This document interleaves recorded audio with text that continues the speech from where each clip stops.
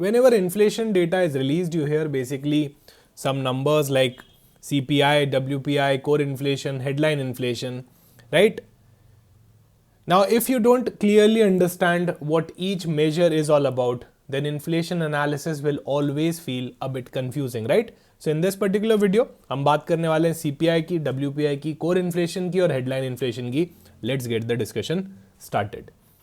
So build your basic series का सबसे best part क्या है कि आपको एक ही इमेज के अंदर ऑलमोस्ट सारी चीजें मिल जाती है जो भी हम इस सीरीज के अंदर डिस्कस करने वाले, राइट? स्टार्ट करना चाहूंगा सीपीआई से, जो कि होता है कंज्यूमर प्राइस इंडेक्स.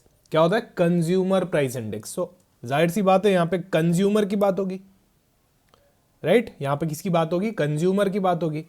आपके जैसे लोगों की, हमारे जैसे लोगों की, जो हम सब क्या है, कंज्यूमर्स हैं, रिटेलर्स हैं.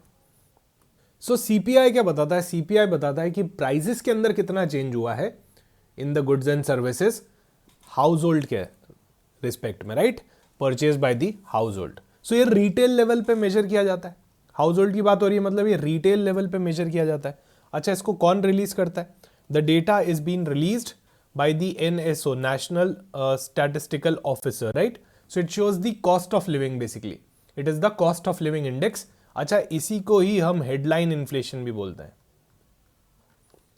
इसी को हम हेडलाइन इन्फ्लेशन भी बोलते हैं. बेसिकली हेडलाइन इन्फ्लेशन क्यों बोलते हैं? न्यूज़ चैनल्स में, न्यूज़पेपर्स के अंदर हेडलाइन के अंदर जो इन्फ्लेशन आप जनरली देखते हो वो क्या होता है? सीपीआई इन्फ्लेशन होता है. So this is the inflation which is measured at a retail level. At a retail level, हमारा और आपका इन्फ्लेशन, राइट? कि बेसिक चीज़ों की प्राइजेस, जो रोजाना चीज़ें काम आती है हाउस होल्ड के अंदर, उनकी प्राइजेस बढ़ रही है, गिर रही है, वो कौन मेजर करता है? सीपीआई मेजर करता है, राइट? सो इसके अंदर बहुत सारी चीज़ें आ जाती है. कमोडिटीज़ आ जाएंगी, फूड आ जाएगा, मेडिकल केयर आ जाएगा, education, electronics, everything will be there, right? So if I talk about the major 6 category, देखो सबसे बड़ी कैटेगरी जो इसके अंदर आती है वो फूड एंड बेवरेजेस की आती है. इट्स क्लोज टू 46% सीपीआई के अंदर. सो सीपीआई के अंदर फूड और बेवरेजेस ही यहाँ पे 46% का वेट रखती है.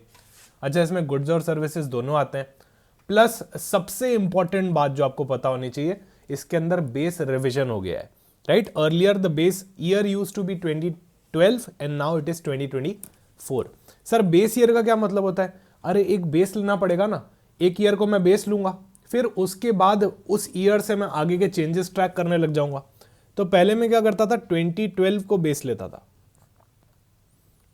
फिर आगे के जो चेंजेस थे 13, 14, 15, 2015 एंड सो ऑन, मैं इस बेस ईयर के कंपैरिजन में चेंज करता था कि यहां पे अगर प्राइस 100 रुपए और यहां पे 110 हो गई, मतलब 10% का इन्फ्लेशन है, राइट? इस तरह से मैं मेजर करता था. So we need to have a base year for calculation. हर इंडेक्स का अपना एक अलग बेस ईयर होता है. सो यहाँ पे 2012 था. अब 2012 तो बहुत पहले का हो गया यार, राइट? उसके बाद तो काफ़ी सारी चीज़ें हो गई इकोनॉमी में. डीमोनेटाइजेशन हो गया, जीएसटी इंप्लीमेंट हो गया, उसके बाद कोविड आ गया, राइट? इतने सारे इवेंट्स हो गए कि यहाँ पे बेस ईयर चेंज करना ज़्यादा रेलेवेंट है. इसलिए we are going to take 2024 as the base year for consumer price index. ये चीज़ बड़ी इंपॉर्टेंट है और ये डेफिनेटली आपके एग्जाम में आ सकती है. वी वर एक्सपेक्टिंग कि आरबीआई ग्रेड भी 2025 के अंदर आएगी, बट वहाँ पे नहीं आई, तो आपकी डेफिनेटली 2026 के एग्जाम में आनी ही चाहिए मेरे हिसाब से. अच्छा, अब ये तो हेडलाइन इन्फ्लेशन हो गया. CPI is headline inflation. तो सीपीआई चेंज होता है तो हेडलाइन बन जाती है न्यूज़पेपर्स की एंड ऑल, और वहाँ पे जो भी आप डेटा देखते हो सब सीपीआई होता है. But because of the food and beverages, because of the fuel, right? So fuel और फूड, ये दो ऐसी चीज़ है. फ्यूल के अंदर आपका क्रूड ऑयल आ गया, फूड के अंदर आपकी बहुत सारी चीज़ आ गई. फूड के साथ इशू क्या होता है ना, बहुत वॉलेटाइल होता है क्योंकि मानसून की वजह से, राइट? मानसून की वजह से बहुत वॉलेटाइल होता है. बारिश कभी अच्छी पड़ गई, कभी कम पड़ गई, उस वजह से फूड की चेंजेस, प्राइस में चेंजेस बहुत ज़्यादा आते हैं.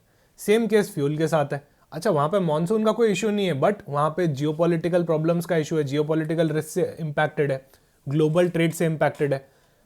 रशिया ने यूक्रेन पे मिसाइल मार दी, यूक्रेन ने रशिया पे मिसाइल मार दी, अमेरिका ने ईरान पे मार दी, तो क्रूड ऑयल की प्राइस इधर उधर हो जाती है पूरे वर्ल्ड में, right? So these two items are quite volatile in nature, and that's why for removing the volatility we take CPI, which is the headline inflation, and we exclude food and fuel inflation. if I am excluding the food and fuel inflation, what I'll be getting is core inflation. Core inflation. So CPI minus food minus fuel inflation will be equal to core inflation. यहाँ पे core inflation मतलब इसके अंदर natural volatility है, कोई बनाई हुई volatility नहीं है जो फूड और फ्यूल के अंदर आती है एक्सटर्नल फैक्टर्स की वजह से, राइट. सो यहाँ पे एक्सटर्नल फैक्टर्स सारे हटा दिए गए जो कि फूड से आते हैं, फ्यूल से आते हैं. ये एक्चुअल इन्फ्लेशन आपका बोला जा सकता है, जिसको हम कोर इन्फ्लेशन भी बोलते हैं, राइट. तो इसमें क्या हो गया, अनइवननेस हो गई आपकी, वोलेटिलिटी हो गई, वो सब यहाँ पे नहीं आने वाली है. सो ये एक्चुअल ट्रेंड बताएगा आपको. सही है. अच्छा, आरबीआई के अंदर फिट फ्रेमवर्क के हिसाब से अभी फिलहाल हमारा इन्फ्लेशन कौन सी रेंज में होना चाहिए, 4% प्लस माइनस 2%, यानी कि 2% से 6% की रेंज के अंदर आरबीआई इसको ट्राई करता है कंट्रोल करने का, कि ना तो 2 से नीचे जाए ना 6 से ऊपर जाए, कहीं बीच में रह जाए. सही है, कहीं बीच में रह जाए. अभी 2 से भी नीचे चल रहा है. सही है. So this is about CPI and core inflation. तो 3 चीजें हमने डिस्कस करी. सीपीआई इन्फ्लेशन, जिसको हम हेडलाइन इन्फ्लेशन भी बोलते हैं, ये रिटेल लेवल पे मेजर करता है. बेस ईयर कितना है, 2024 है. एनएसओ निकालता है. सही है. और फूड एंड बेवरेजेस का सबसे हाईएस्ट वेट है. फिर हमने इसी को हेडलाइन इन्फ्लेशन भी बोलते हैं. फिर हमने कोर इन्फ्लेशन क्या होता है वो भी देख लिया. सीपीआई में से अगर मैं फूड और फ्यूल को निकाल दूं तो क्या बन जाएगा, कोर इन्फ्लेशन बन जाएगा, जिसमें कम वोलेटिलिटी होगी. अच्छा, सीपीआई में भी बहुत सारे टाइप्स होते हैं. Industrial worker, agriculture labour, rural labour, सबका अलग अलग तरीके से निकलता है. और एक रूरल सीपीआई, अर्बन सीपीआई और कंबाइंड सीपीआई अलग तरह से निकलता है. सही है. अच्छा, बेस ईयर चेंज की हमने बात कर ली. अब आते हैं होलसेल प्राइस इंडेक्स पे. What is WPI, wholesale price index. So ये निकालता है ओईए. अब ये ओईए क्या चीज होती है, right. Office of the economic adviser, office of the economic adviser, ministry of commerce and industry, government of India, right. So ये office of economic adviser release करते हैं. इसका बेस ईयर 2012 हुआ करता था. यहां पे भी बेस ईयर चेंजेस की बात करी जा रही है, right. Earlier the base year used to 2012 and now the base year will shift to 2023. The base year will now shift to 2023. तो एक वर्किंग कमेटी थी जो यहाँ पे डिस्कशन कर रही थी regarding the WPI base year change. So इसका बेस ईयर क्या हो जाने वाला है, 2023 हो जाने वाला है.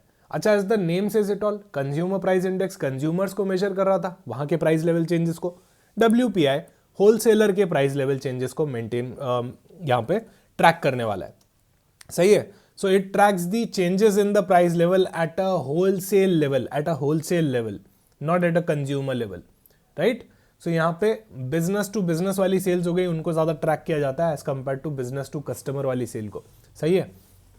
सो यहाँ पे जो कॉर्पोरेशंस आपस में ट्रेड कर रही हैं, डिफरेंट कंपनीज एक दूसरे से होलसेल लेवल पे ट्रेड कर रही है. मान लो मैं एक पेन मैन्युफैक्चरर हूँ, राइट. मैंने ये एक लॉट, बहुत बड़ा लॉट पेन का मेरे होलसेलर को दिया, उस होलसेलर ने उसके डीलर को दिया, उसके डीलर ने उसके सब डीलर को दिया. ये सब चीजें ट्रैक हो रही है, राइट. होलसेल लेवल पे क्या इन्फ्लेशन जा रहा है वो ट्रैक हो रहा है, ना कि कंज्यूमर लेवल पे फाइनल कंज्यूमर को ये पेन कितने में पड़ रहा है वो ट्रैक नहीं हो रहा. वो तो सीपीआई में ट्रैक होगा. सही है ना. डब्ल्यूपीआई ने, एक बिजनेसमैन ने दूसरे बिजनेसमैन को कितने रुपए में पेन सेल किया है एट अ होलसेल लेवल, वो ट्रैक हो रहा है. सही है. सो इसमें ये सारी चीजें आएंगी and definitely the base year is again shifted to 2023. So अब हमने डब्ल्यूपीआई के बारे में भी पढ़ लिया, सीपीआई के बारे में भी पढ़ लिया. एक आईआईपी और होता है. आईआईपी मतलब index of industrial production. Now as the name says it all, it is all about industrial production, volume of industrial production over the period of time. जितना ज्यादा वॉल्यूम होगा उतना बढ़िया होगा नेशन के लिए. हमारा इंडस्ट्रियल प्रोडक्शन बढ़ रहा है. सही है. सो ये भी कौन कंपाइल करता है, एनएसओ कंपाइल करते हैं. जो सीपीआई कंपाइल करते थे वही कंपाइल करते हैं. सही है. तो इसके अंदर broad sectors are mining, manufacturing, electricity. Some of the use based sector are basic goods, capital goods, intermediate goods. इसका 40, देखो एक 8 कोर इंडस्ट्रीज होती हैं. 8 कोर इंडस्ट्रीज का ऑलमोस्ट 40% वेट किस में हो जाता है, आईआईपी के अंदर कंसिडर हो जाता है. सही है. So this is about IIP. And IIP, GDP, CPI, इन सब के बेस ईयर चेंज हो रहे हैं. The new base year for GDP and IIP, GDP, IIP, and I will say your WPI also will be 2023. Will be 2023. CPI के लिए आपका base year क्या हो जाएगा, 2024 हो जाएगा.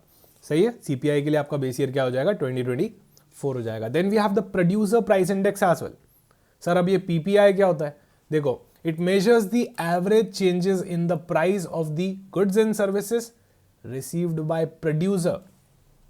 अब आपको ध्यान हो तो मेरे एग्जाम्पल के अंदर I was the manufacturer of this pen, I am the producer of this pen. So कहना ऐसे, जब मैं इसको प्रोड्यूस कर रहा हूं तो जब मेरे लेवल पे आप प्राइस लेवल चेंजेस को देखोगे तो वो पीपीआई में फॉल करेगा, प्रोड्यूसर प्राइस इंडेक्स। समझना, एक तो होता है प्रोड्यूसर, एक तो होता है प्रोड्यूसर, इसके जो प्राइस लेवल चेंजेस होते हैं वो पीपीआई ट्रैक करता है। फिर आते हैं होलसेलर्स, यहां पे जो प्राइस लेवल चेंजेस होते हैं उनको डब्ल्यूपीआई ट्रैक करता है। फिर आते हैं हमारे रिटेलर्स, इनके जो प्राइस लेवल चेंजेस होते हैं उनको सीपीआई ट्रैक करता है। तो आई होप अभी यहां पे क्लियर हो चुका होगा, राइट, अभी यहां पे क्लियर हो चुका होगा। अच्छा, पीपीआई के अंदर प्रोड्यूसर प्राइस इंडेक्स के अंदर सर्विसेज भी आती है, पर डब्ल्यूपीआई में सर्विसेज नहीं आती। अरे होलसेल में सर्विसेज बेच सकते हो क्या? नहीं बेच सकते, होलसेल में तो सिर्फ हम गुड्स बेच सकते हैं, सही है। सो ये सारी चीजें होती है यहाँ पे पीपीआई, डब्ल्यूपीआई और सीपीआई जो हमने यहाँ पे डिस्कस करी। And definitely guys, if you are preparing for your 2026 RBI grade B examination, you can check out our paid course as well, you will be getting books as well in this particular course, right. आपको यहाँ पे सारी चीज़ें and to and guidance मिलेगी। और video के and में ज़रूर बताइएगा सेशन कैसा लगा। यहाँ पे हमने CPI, headline inflation, core inflation, WPI, PPI, IIP, ये सारी चीज़ें डिस्कस करी including the new base year, ठीक है। तो इसके अंदर अगर मैं बताना चाहूँ आपको सबसे इंपॉर्टेंट क्या होगा, तो सबसे इंपॉर्टेंट तो पहले समझना पड़ता है कि क्या क्या चीज़ें होंगी, इनका मतलब क्या होता है, जो हमने समझा इस वीडियो में। बेस ईयर वाली चीज़ आपके एग्जाम में डायरेक्टली आ सकती है इन 2026। सो अगर प्रायोरिटी लेवल देना हो तो मैं फर्स्ट प्रायोरिटी लेवल किसको दूंगा, बेस ईयर को दूंगा, जो एग्जाम में पूछी जा सकती है। क्यों? क्योंकि बेस ईयर एक ऐसी चीज़ होती है जो ऐसा नहीं होता है कि हर साल चेंज होती है, राइट। ये वंस इन अ वाइल वाले इवेंट्स हैं, बहुत कम ऐसे इवेंट्स आते हैं। तो डेफिनेटली एग्जाम के अंदर इससे एक क्वेश्चन आपका आना चाहिए। तो ये 10, 11, 15 मिनट के अंदर हमने एक क्वेश्चन एग्जाम का डेफिनेटली कर लिया है। 2026 के अंदर आप डेफिनेटली एक्सपेक्ट कर सकते हो कि एक क्वेश्चन बेस ईयर से जरूर आएगा। Okay guys, so thank you so much, bye bye, take care, see you soon in some other video.